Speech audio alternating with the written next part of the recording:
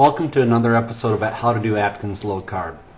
I want to thank you for your viewership and your comments so far on my videos.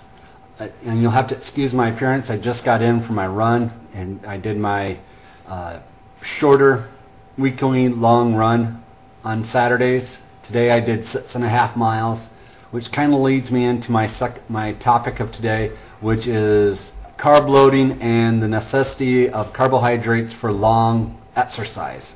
It's a topic that I hold somewhat near to my heart, as I'm planning to do a half marathon 2 weekends from now, and the ever-present recommendations on running sites to carb load or to eat the pasta meal the night before to make sure that your body is full of carbohydrates.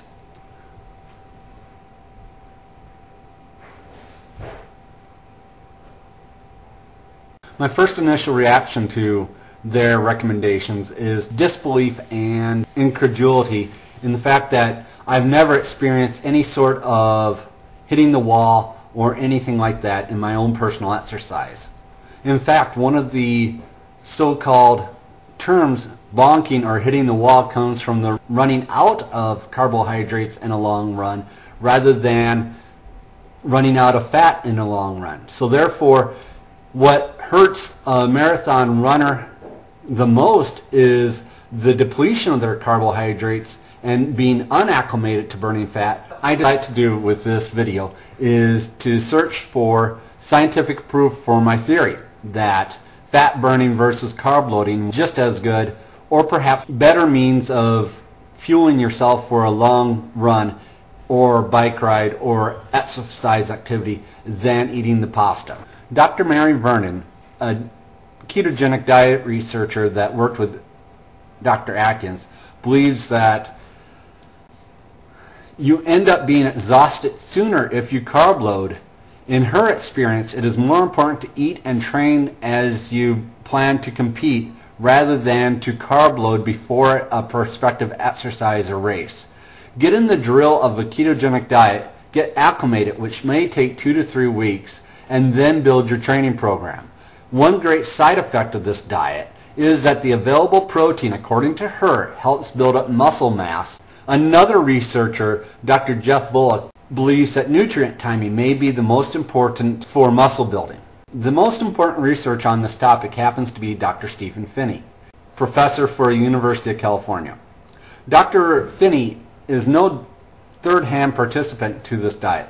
He survives off a very strict low-carb diet in which he takes in less than 25 grams of carbs per day. He takes long bike rides over 100 miles per week and hikes large mountains around his house in California. He used to be an overweight person and found that by controlling his carbs, he could control his weight. In August of 2004, Dr. Stephen Phinney conducted research on the effects of a ketogenic diet on athletic performance. The Cliff Note version of his research goes as follows. After a period of adaptation, which took from 1 to 2 weeks, exercise performance was the same on the ketogenic diet as on the carb-friendly diet. The only thing that was slightly depressed on the ketogenic diet was sprint capability.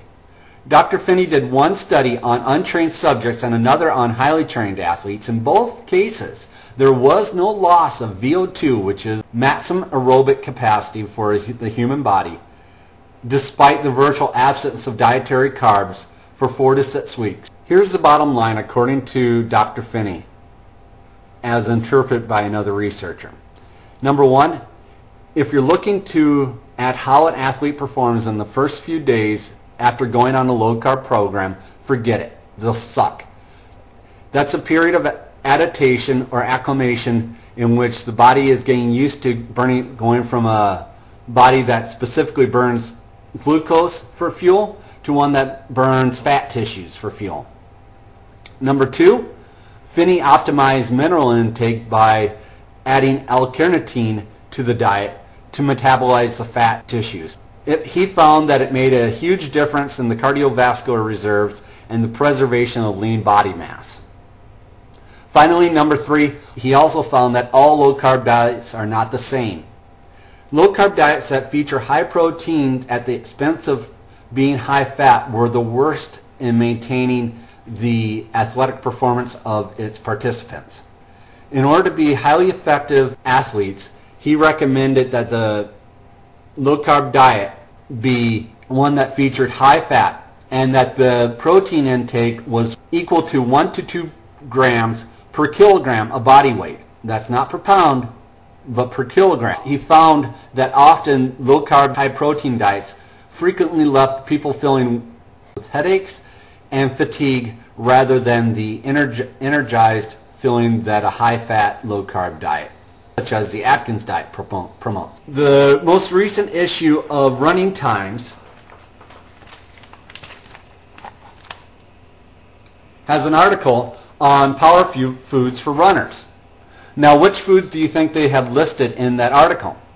Was it pastas or any of the things that you might find in the... No, it primarily focused on red and orange peppers, almonds, and turkey meat. And in addition to those very Atkins induction-friendly foods, they added wheatgrass, bananas, and whole grain brown rice, which are also acceptable on most any low-carb diet, in the fact at their appropriate rung. In addition, I would recommend adding vitamins to your regimen.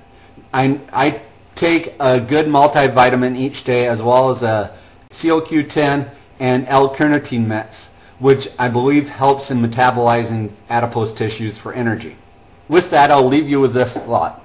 I know of personally 2 other marathon runners, with myself going to be the third on my forums, that have attempted and completed either a half marathon or a full marathon multiple times this year on a strict low-carb, high-fat diet.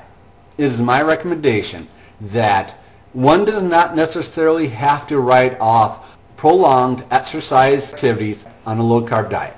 With that, that concludes another episode of How to Do Low-Carb Atkins. I thank you for watching, and I look forward to making another one. Thank you.